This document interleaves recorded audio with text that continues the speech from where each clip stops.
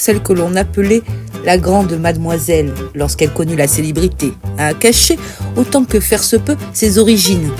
Un père marchand forain, l'abandon à l'orphelinat après la mort de sa mère.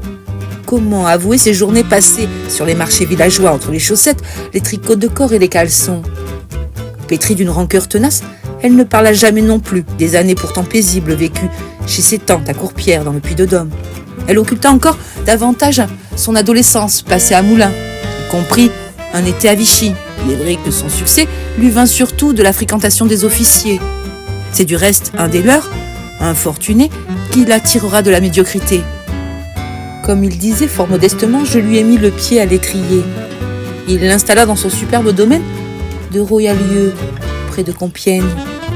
Et c'est de là qu'elle prit son essor. Néanmoins, son enfance et son adolescence en Auvergne et en Bourbonnais l'avaient profondément marquée et avaient dessiné sa personnalité.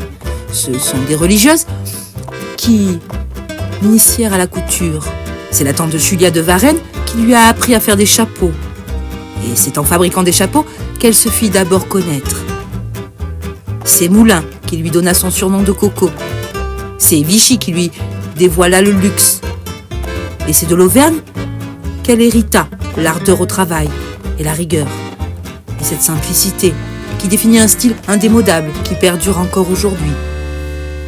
L'auteur s'est attaché à montrer l'influence des années de jeunesse sur cette Coco Chanel, le dernier des volcans d'Auvergne qui ne soit pas éteint, comme elle se plaisait à le dire d'elle-même, maintenant devenu un véritable mythe dans le monde entier.